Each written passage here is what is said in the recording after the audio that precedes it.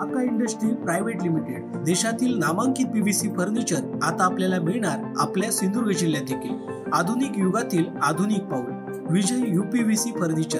आपल्या घरात किंवा फ्लॅट मध्ये पीव्हीसी दरवाजा, किचन ट्रॉली, कुकरी बॉक्स, ऑलड्रॉप, TV cabinet, office counter, all panelling, PVC ceiling, dressing table, office partition, sofa set, bed, देवघरातील देवरा इत्यादी सारखे फर्निचर घेताय तर विजय यूपीव्हीसी फर्निचर घेऊन आले आहेत। ही सुवर्ण संधी फक्त तुमच्यासाठी। वाळवी किंवा पाण्यापासून कोणत्याही प्रकारचा धोका नाही। चला तर मग विचार कोणता करताय, आजच आमच्या कणकवली येथील विजय यूपीव्हीसी फर्निचर शॉपला भेट द्या।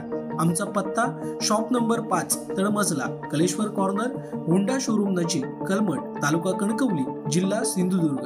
एकदा अवश्य भेट द्या आणि आपणास पसंत असलेल्या फर्निचर वस्तूंची निवड करा। आमच्या फर्निचर बाबत अधिक माहिती जाणून घेण्यासाठी www.kakaprofile.com या वेबसाईटला भेट द्या किंवा अधिक माहितीसाठी 9420206340 किंवा 9256566256 किंवा 9588487928 या संपर्क क्रमांकावर संपर्क करा।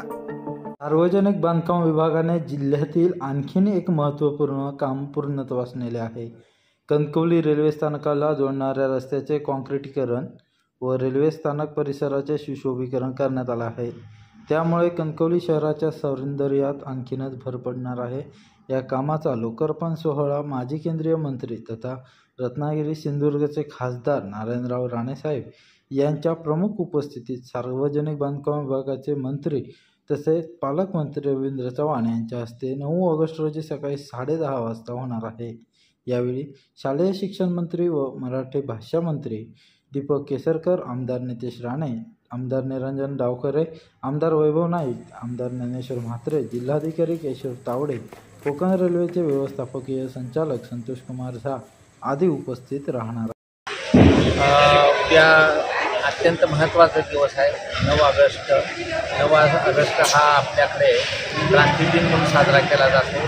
या क्रांती दिनानिमित्त कणकवली रेल्वे स्थानकाच्या बाहेरील भागाचं सुशोभीकरण करणे, सौंदर्यीकरणाचं काम उद्या आज रोजी पूर्ण होतं आहे आणि याचं उद्या दिमाखात उद्घाटन होत आहे। ही आमच्या दृष्टिकोनातून, सार्वजनिक बांधकाम विभागाच्या दृष्टिकोनातून आणि सिंधुदुर्ग जिल्ह्याच्या दृष्टिकोनातून अत्यंत आनंदाची आणि अभिमानाची गोष्ट आहे। या ठिकाणी मी तुम्हाला अगदी विनम्रपणे सांगू इच्छितो की आम्ही या ठिकाणी भव्य असं गेट उभा केलेलं आहे। त्याच्यानंतर भव्य अशी शिल्प या ठिकाणी उभं केलेलं आहे। एक शिल्प असं आहे की एकमेका सहाय्य करून अवघे धनुष्यपंद असा संदेश देणारं एक शिल्प आहे। या ठिकाणी एक देवस्थान होतं, ह्या देवस्थानचं नूतनीकरण आम्ही केलेलं आहे, त्याचं सौंदर्यीकरण केलेलं आहे।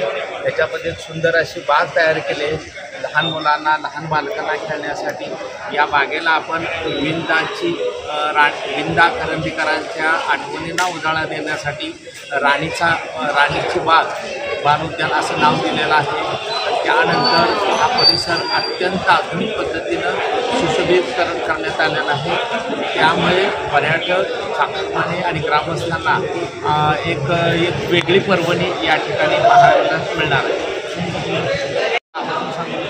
9 ऑगस्ट आहे आणि या ठिकाणी 100 फुटाचा सिंधुदुर्ग जिल्ह्यामध्ये सर्वात उंच असा या ठिकाणी झेंडा उभा करण्यात आलेला आहे आणि मान्यवरांच्या हस्ते हा झेंडा फडकवण्यात येणार आहे आणि राष्ट्रप्रेमाची भावना आपल्या मनामध्ये अधिक वृद्धिंगित व्हावी हा त्या पाठिंबाचा उद्देश आहे। विशेष म्हणजे की प्रथमतः आम्हाला या ठिकाणी असं वाटत होतं की ह्या कणकवली रेल्वे स्टेशनला ज्या वेळेला आम्ही तिथं नाव दिलं तिथं मधुतनवर ते प्रवेशद्वार असं द्यायची माझी इच्छा होती आणि या बाबतीमध्ये या जिल्ह्यात या तालुक्यातले ज्येष्ठ पत्रकार अशोक करंबेळकर यांच्याशी माझी चर्चा झाली होती। ते म्हणले सरकार आपल्याला रेल्वे प्रशासनाची परवानगी घेतल्याशिवाय या ठिकाणी आपल्याला प्रवेशद्वार उभा करता येत नाही।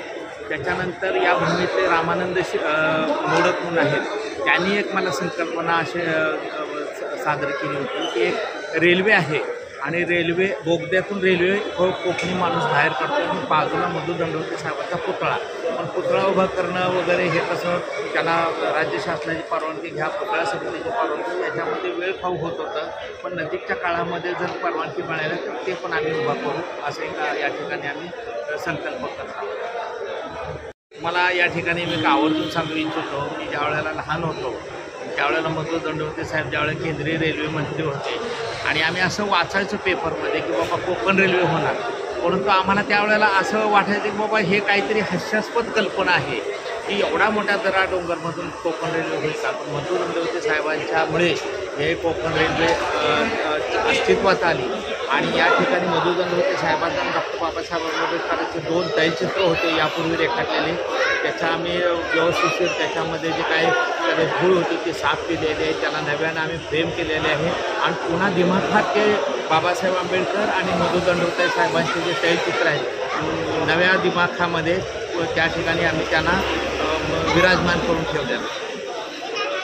आपली ही जी फेसिया वॉल आहे ह्या पाठीमागच्या भिंतीवर आपल्या संस्कृतीला साजेल असे त्यांनी चित्र